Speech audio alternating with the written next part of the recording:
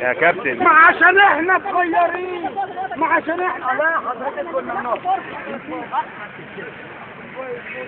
الشعب اللي نزل يا عم. هو انا قلت ان انا نزلت ملايين؟ انا قلت بكلامي يا جدعان ان انا نزلت ملايين؟ لا انا قلت لك ان انا عايز امثلك، او شفت حد ميزان كبير وعايز يمثلك؟ بطلوا فرجة على القناة الاولى، بطلوا فرجة على القناة الاولى. وحد عنده الاولى يا كابتن. عايزين حل، بس كل المشكله كل الناس بتدور على حل. ايه اللي ينفع دلوقتي في بندور على حل سياسيه مبكره؟ يا سيدي ماشي، ما قلناش حاجه، بس اهم حاجه عايزين حل ونمنع الدم اللي بيتسال ده، ونمنع التخريب اللي بيحصل ده. كل اللي بندور. والله انا قعدت 15 يوم هنا في ثوره 25 واقسم يمين بالله وحضرت موقعة الجمل وكل حاجه، بس احنا بنقول حل. لما حصل بعد اذنك انا مش هتكلم معاك علشان الناس يعني احنا نتفاوض ونقعد ونعتصم كل حاجه، بس بلاش تخريب. هذا كل اللي بدور عليه يعني المجمع ده مش تخريب، المباني دي كلها مش تخريب.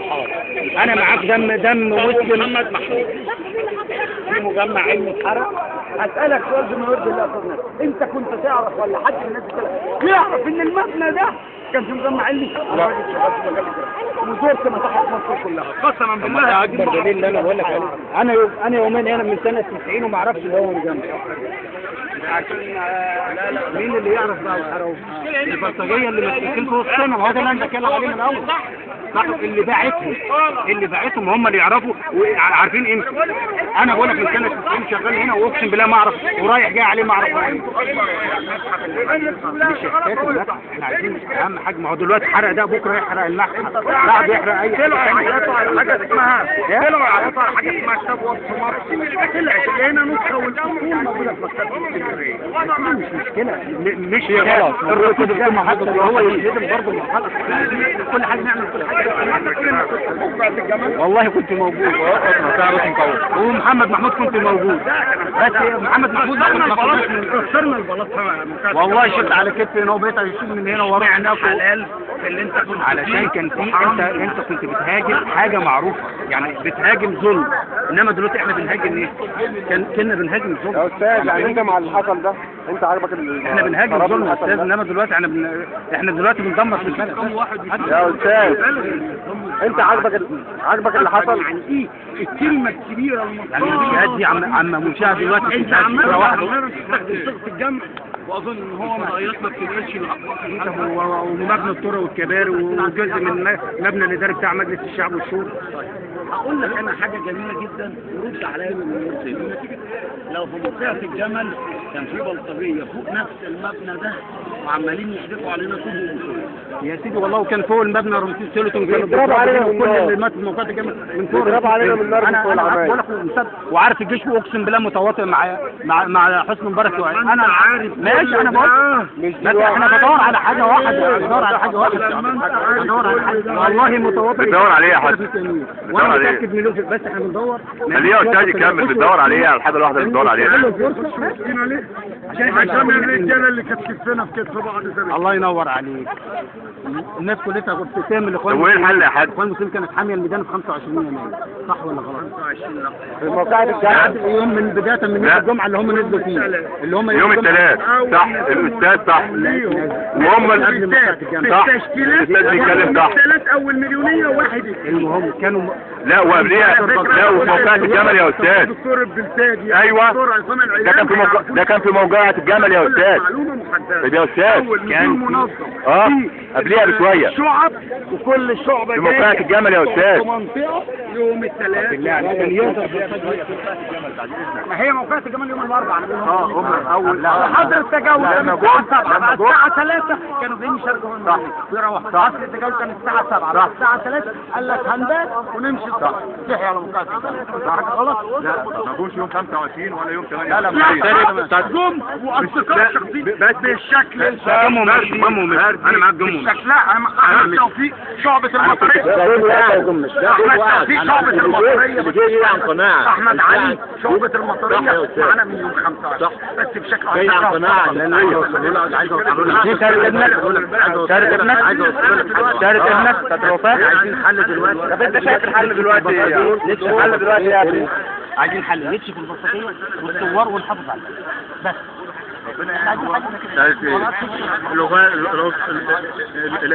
انا عارف متاكد منه. انت ما حرقتش مبنى زي كده، ما حدثش. انا نفس القصه والله ما حدثش. قول لي انت دكتور احمد دول قال الشيخ يعني السؤال غبي قولها مفيش مشكله. بيقول ان الصور هيجي يمشي عشان البلطجيه بلاش نمشي نجمع نفسنا في مكان طب ونعمل كل ده اللي بينا عارفين نفسنا اللي بينا عشان ما حدش يخش ويصور. كل ادباء مصر كل ناس في مصر وبما فيهم سيادات في الاخوان انتوا في مجلس الوزراء انتوا في مجلس الوزراء انا البلطجيه انا شايفه انا شفت كنت انت في مجلس الوزراء والبلطجيه هنا في الخيام اللي هنا كلها عشان تعرف ان انا كل يوم هنا انا واقسم بالله شايفهم بعيني ما انا قايل لك متواصلين بس احنا عايزين وقت نعمل ايه؟ ايدينا في ايدين بعض ونصلح البلد من كل فاسد. الجيش فاسد وقياداته فاسدين. الجيش ده اخويا واخوي، الجيش بتاعك الجيش اخوي، الجيش اخوي ما بس العسكري كل اسرائيل وكل عسكري خون شايل بندقية يضرب عليا اسرائيل اللي شايل بندقية يضرب عليا. كانت الوفاة اللي هي بتاعت ابنه. نكمل توفى اللي هو اليوم 20 توفى اليوم اللي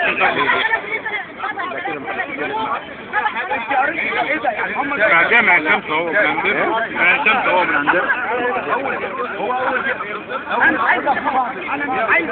انا صاحبي كانت الوفاة يا استاذ دي ماشيه كل حته وتقول الكلام ده. هي ماشيه في كل حته وتقول الكلام ده. يلا ماشيه في كل حته وتقول الكلام ده. هو مش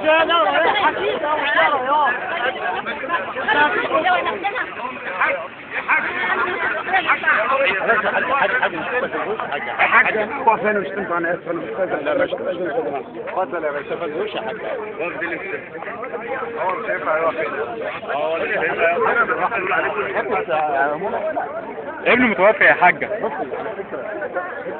ابنه متوفي يعني.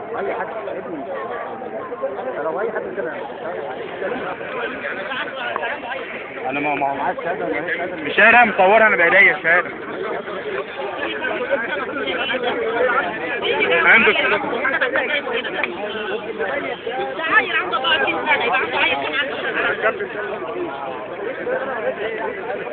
هو ده وبعدين يا اخوانا لازم تفهموا ان شهداء الثوره ديت مواجهه ضد المواجهه. اللي انا اعرفه ده كده وحقهم هيتاخد. الهبله دي لو ده كل واحد هياخد حقه. بس المنظر دوت والتكفير الطوب وتكفير الحيطان وتكفير الرقائق وتكفير شويه شويه هيخشوا على المدارس شويه يخشوا على ايه ده؟ ولما شباب ضمان كده هياخدوا حقهم يقولوا حقنا. هم بلطجيه اللي شايفين الشارع وعاملين يفتحوا منك انت. خايف على بنتك تنزل خايف على مراتك تنزل. العربيه اللي هو ده اللي هيجيب لك حقك. وعبيده دي اللي هتجيب الحق. انا كنت عايز ابقى امام وهي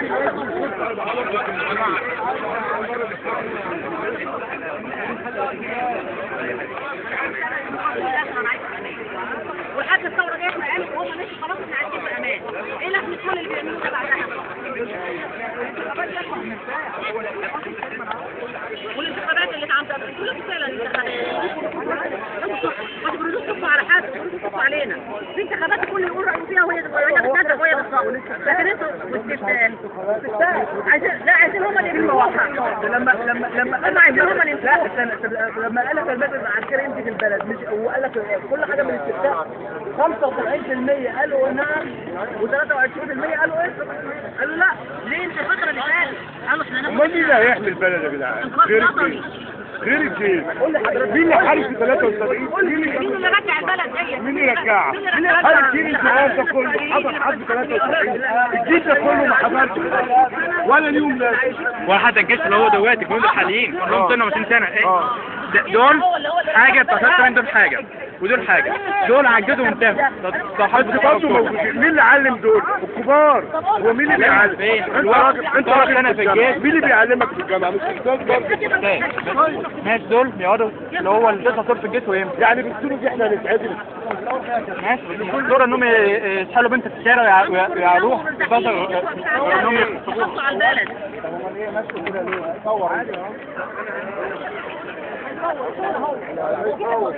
اي حد يصور اي حد بتصور يعني والله العظيم ابدا والله العظيم ابدا والله لو عمل حاجة لجيبه. والله العظيم انا شفت واحد بقاله 40 يوم انا طب اقول له تاخد ايه؟ ده احنا بنيجي الشغل كل يوم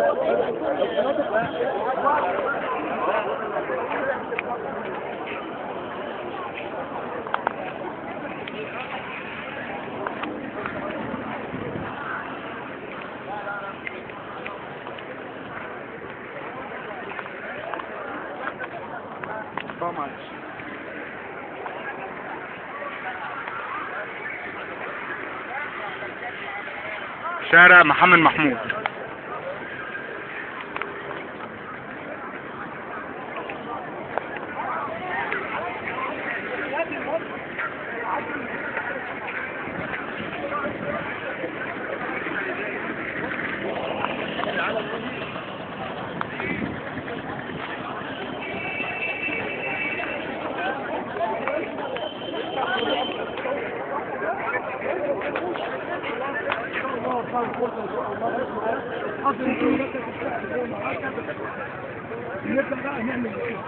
الكاميرا شغاله قعدنا شغال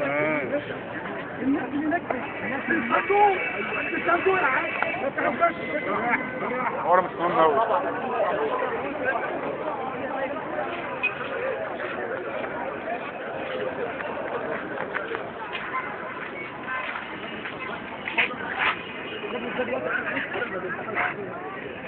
ده قتل وعمل وسوى وتحت بنات ايوه ايه البديل البديل اللي هو ايه بديل انقاذ وطني يا جدعان ده مين بقى يمسكها نجيب الناس بتوع التحرير هو الصناعيه على طول التحرير يعني انا قلت انا بتكلم عن الناس اللي يا عم انا باخد الكورس يا عم انا معاك وده برافو عليا بتكلم عن المراجع وبتكلم عن يعني ايه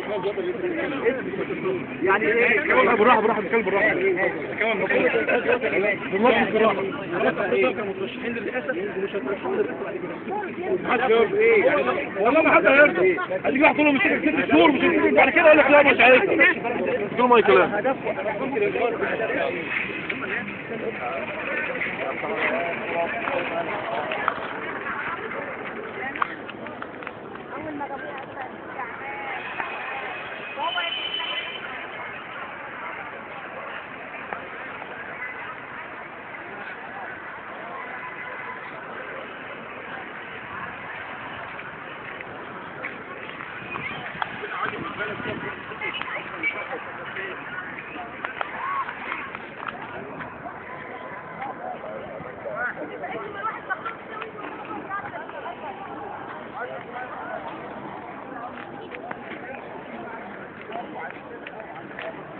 وعلى السياحة والعربيات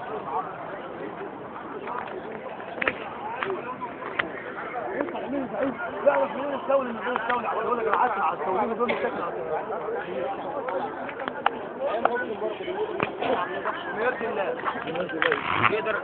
مين اللي غير غيره وغيره؟ مين اللي غير؟ انا وانت يا عم اللي غيرنا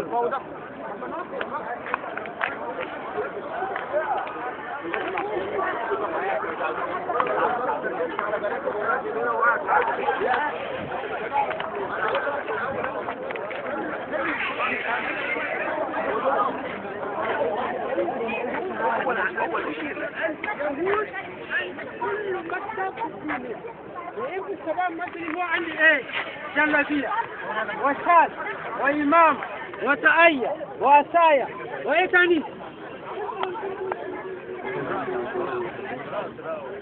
وأسايا كل سنة رسول الله صلى الله عليه وسلم. إذا أستراليا وإيه؟ وإيطاليا وصديق يهود هو لسه يهود واحد من يهود أي قريب من مصري يهود الحلوة. الآن اليوم نذهب نشوفوا مدير بتاعنا هنا. أيوة هذا يا أمي بعتروا كده مع جلابية. أيوة بس لا يا عزيز ما أكلت بنك ولا لا؟ أيوة موجود بس أنا في مول هنا. يجوا المول يشتري إيه؟ بدل وكرافات وقزمك أنت ما عندش مرايا شوف نفسك يتبدل إلى سنة رسول الله مع شيء من برا. شوف كل ده سنة وكل ده إيه؟ كده يهود شباب يقول بقى ويوم إيه نشوف مدير كبير نشوف بزنس ده ممكن بكرة. لماذا لم أيوة سيد لماذا لم تفعل مثل ما تقول؟ أنا أقول وأنا تبع أنا أقول إيه؟ لأن الله سبحانه وتعالى يقول في القرآن إيه؟ ما لا تقولون ما لا تفعلون. أنا أقول شيء لا نعمل. مثال إيه؟ تتحدث عن الجلباب.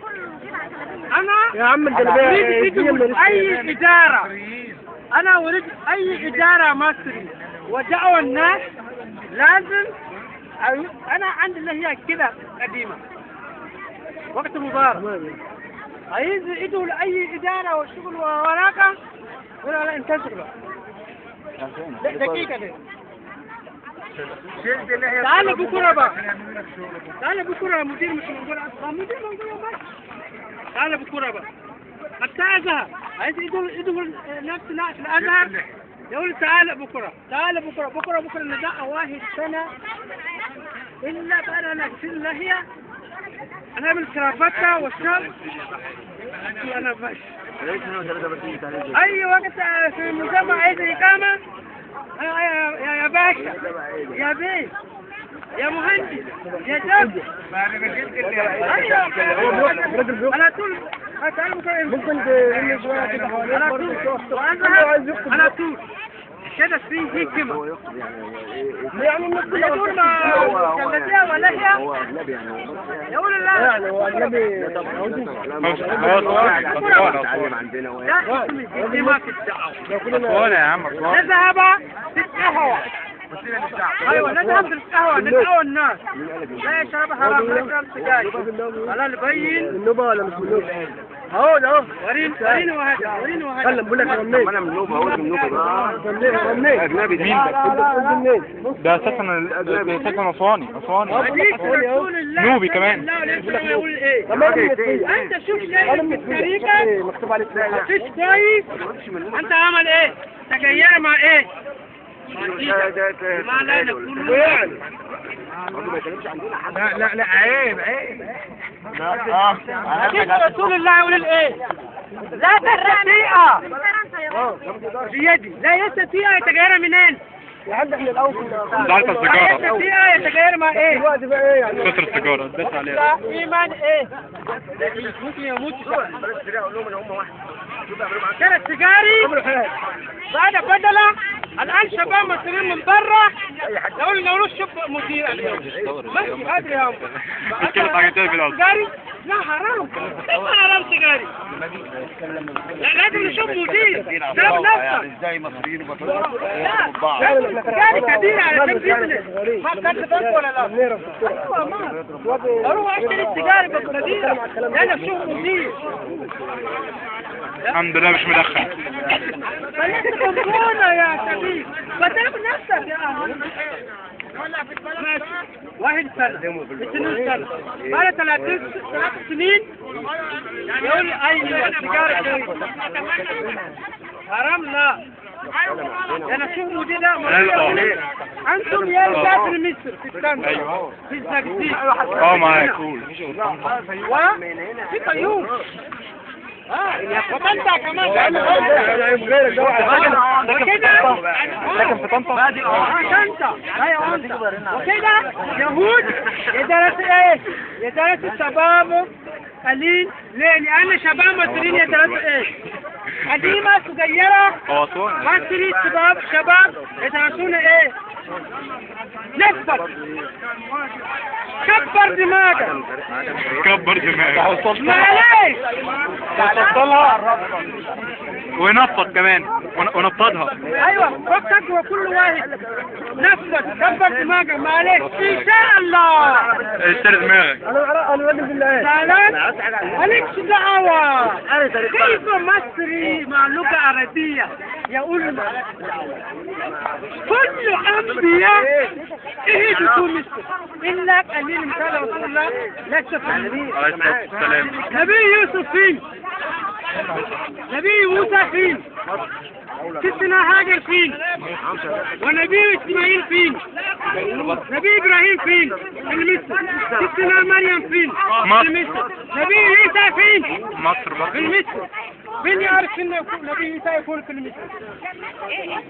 مكان سيدنا عيسى فين في مصر؟ كان ايه؟ القاهرة، اسيوط، اسوان، اسكندرية. في مصر لازم نبحث في كل انبياء يكون حتى نعرف قيمة مصر. يا عم لك من الصومال يا عم. لازم نبحث كده كل انبياء في مصر الا نبي الله. فنبي الله رسول الله صلى الله عليه وسلم لا يريد هو يجي من مصر. في مكة عندي شيء بتاع مصر فهو بيت الرسول الله. يروح هو بقى كل انبياء يجي من مصر يرمي رحمه حتى مع 1 جنيه ما 20 فايش في المنصورة 20 فايش في الشركة 20 فايش في التكتير. ليه؟ لأن كل أنبياء يجوا لمصر يرمي رحمه. ورسول الله لا يجي من مصر لأن بيته هو في شيء بتاع مصر. في إيه ده؟ من يعرف شيء ده بتاع مصر في البيت الرسول؟ ينفع الكلام ده يا شيخ؟ مين؟ لا مين؟ مريم القبطية. خلاص. تعرف ولد اسمه ايه؟ سيدنا ابراهيم يموت وسيدنا ابو بكر ايه؟ يا رسول الله ده شباب صغيرة تحوز عليه واحدة. لا انت يمشي ايوه هتخش هتفك والله. هو مصري ايه سوداني بس كده نبي لا يعرف القيمة من شو صار عشان انزل على الفيسبوك وكده يهود ولد شباب مصريين يموت يدرسونهم الرجال. يمكن بالله شويه كده عشان يصوروا لا يعمل ايه؟ يعمل مصريين يدرسون نفسك كبر دماغك معلش ان شاء الله تيجي بكره زعلان مالكش دعوه. وكل انبياء في المثل في الدعوه غرفة ده هي لا يجوز مصري يقول مالكش دعوه. زعلان مالكش دعوه يقول ايه؟ يقول يا شباب صغيرة ليه تشرب سجاير؟ زي الناس زي الناس. لا يجوز مصري يقول زي الناس. لازم نعمل زي رسول الله صلى الله عليه وسلم وزي القرآن. الآن مصري يترك القرآن وحديث يعمل زي الناس. ويهود يمسك كلامه من 6 كلمات زي الناس. يمسك شباب من تالتة من زقزيق من هنا يدرسون التجارة في إيطاليا وأستراليا ويابان وفرنسا وإيه وكل الدنيا. وبعد يرجع في مصر واحد من تالتة. الآن هو عند بدلة وكرافته وإيه وقدمه شوف نفسه وهو إيه عندي إيه عندي لا عندي موبايل وطفوا السيجارة حرام. واحد يقول ده مين ده؟ محمد ده كل عندي جلادية واحد عندي بدلة. طب ازاي الناس وكرافته وكده شيخ ازاي الناس بقى ترجع لدينها؟ وازاي تعرف بقى وفين المصادر اللي تجيب منها؟ لازم نتأمل مع بعض. مثال انا عملتها الان، لازم انت كمان بلغوا اني ولو قايل انت ماشي هنبلغ عنك اهو. هو انت بلغها. طب ايه رايك في نقطة الاعلام بتقول. المصري؟ ايه رايك في الاعلام المصري؟ الاعلام المصري هل بيبلغ الدين صح؟ ولا لا لا لا لا. هو مسؤول كل الدنيا وكل شيء. قالها لك. تمام، يعني هو مخصص. الان كيف الدنيا؟ مسؤول الدنيا الا مصريين. هو من ساعة الخمسينات، ساعة أفلام الخمسينات. الشيخ والكارف والجلابية ولازم يحط وسط منقبة والحاجات دي. مفيش دين، مفيش اسلام. بيقول لك يا امل كل شام، يا امل حتى أفلام أجنبية بيجيب لك العرب هم يا امل اللي كل شيء يا رسالة لك هتلاقي. الأئمة مش عارف لأن مصري مسؤول الدين، مصري مسؤول الدين يعود في مصر فوائد جنيه يأثر أشراري فإيش وإيه مع جنيه هو فعلا لما ويشرب ميت الدين يجي منين؟ من السودان وينام. المنظرة النسائية دي. احنا بنتكلم في الدين بقى. أيوة ده دين. مية الدين، مية النيل. أيوة. لا احنا عايزين نتكلم في الصميم بقى. منين يجي منين؟ دي من عسوبة في العالم. مين؟ من الجليد. مين يجي منين؟ مصدر الجليد. السودان؟ اثيوبيا اثيوبيا؟ من اثيوبيا مفيش من السودان؟ حارس بكتيريا فأنتم سلكة دي مرة حديث رسول الله صلى صلى الله عليه وسلم يقول الايه؟ حديث رسول الله صلى الله عليه وسلم يقول الايه؟ اتكلم باللغة العربية الله يخليك. في الرياض الصالحين تمام. رقم انت اتعلمت 853 يقول الايه؟ سيحان وجيحان وإفراط ونيل 4 من الجنة. تمام. مصري لا يشرب مية إلا مية الجنة. حديث رسول الله. الحديث ده صحيح؟ أنا أعطيني معك حديث في الكتاب اسمه رياض الصالحين. تمام. رقم إيش؟ 1853 ايوه. والرياض الصالحين آية 1853 1853 والرياض الصالحين. من عندي موبايل عند رياض الصالحين. خلاص افتح الآن واقرأ سيحان وجيحان وإفراط ونيل 4 نهر الجنة. رواية ايه؟ رواية مسلم. روح كتاب مسلم كمان يفتحها في حديث سيحان. سيحان فين؟ في تاجستان. وجيحان فين؟ في الهند. طب في بعض الناس وإفراط فين؟ في العراق. وإيه والنيل؟ شيخ محمد برضه؟ لا مصري. اسمك مصري؟ أيوه شيخ مصري. في بعض الناس بتعتقد ان هم يقولوا ايه؟ يقولوا للداعية الإسلامي لا سيبنا احنا هنعمل اللي احنا عايزينه واعمل انت اللي انت عايزه. هل ده صح؟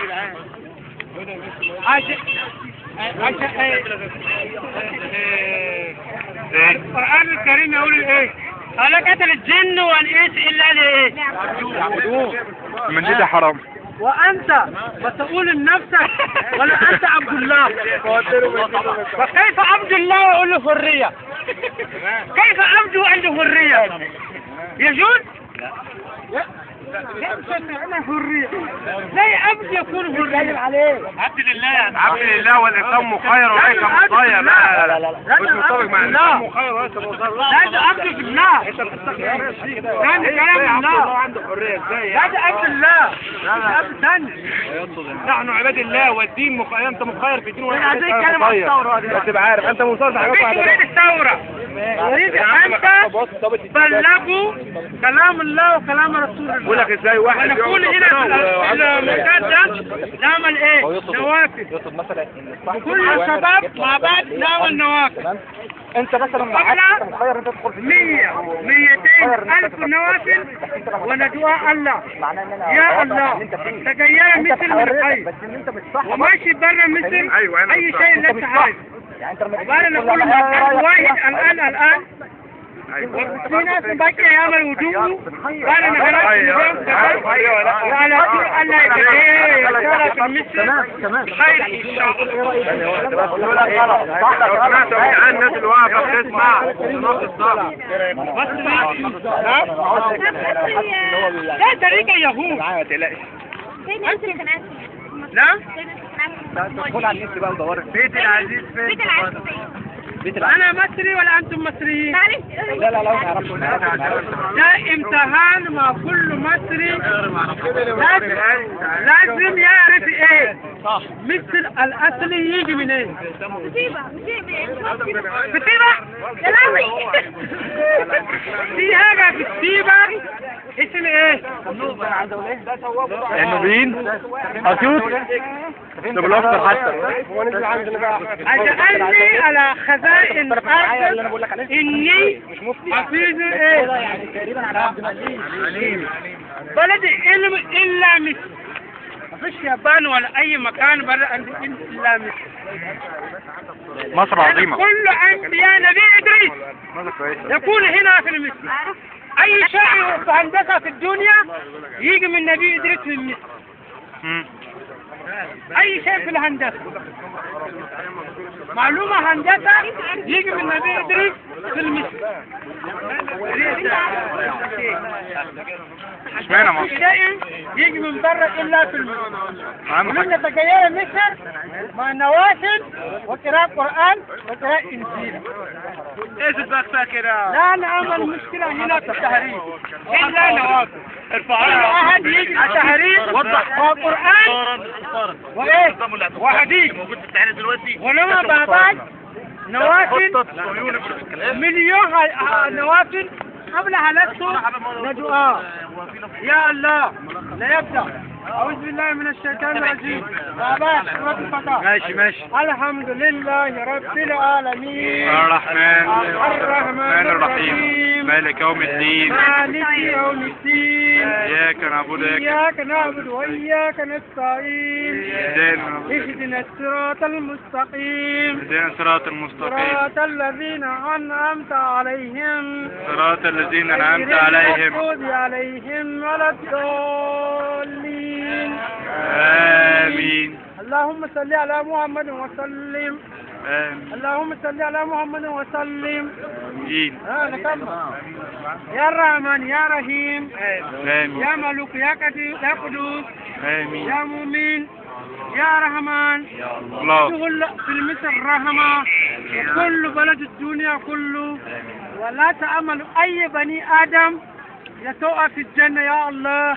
ماشي برا فتنة في مصر ماشي برا فتنة في كل الدنيا يا الله. انزل رحمك يا الله.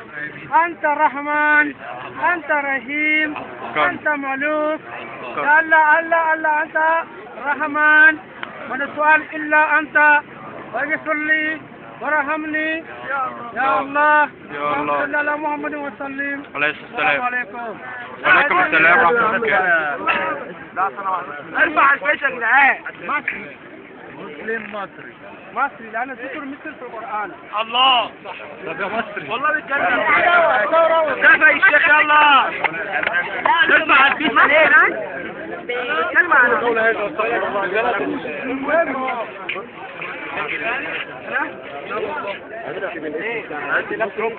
كان بيقول المصري هو واحد من هو اللي جم السودان بس بيخطب يعني في اللي هو دين وكده بيخطب بالدين يعني بس هو ده كله عمل. طب هو قالوا دلوقتي انت مصري باين ولا ايه؟ مش عارف ساكن من السمك بيقول انا مصري اكتر من المصريين ولا ايه؟ بيقول مصر اكتر من المصريين. انا حسيت ان هو مصري اكتر مننا. فانا هو بقول لك كده مصري في ميدان التحرير بقول له كده مصري اكتر من المصريين في ميدان التحرير. طب ومضمون الحوار ايه كان بيقول ايه؟ الراجل كان بيتكلم عن الدين بالمختصر المفيد بيقول لك والبيت الريتم ملهاش لازمه. الوقت الصح المفروض ان انت تدعي ربنا ان هو يخلصنا من اللي احنا فيه ويخلصنا من الشر ويجيب الخير للبلد. هو كان مضمون الحوار كله بيتكلم عن معلومات دينيه كلها. هو نسيته ايه؟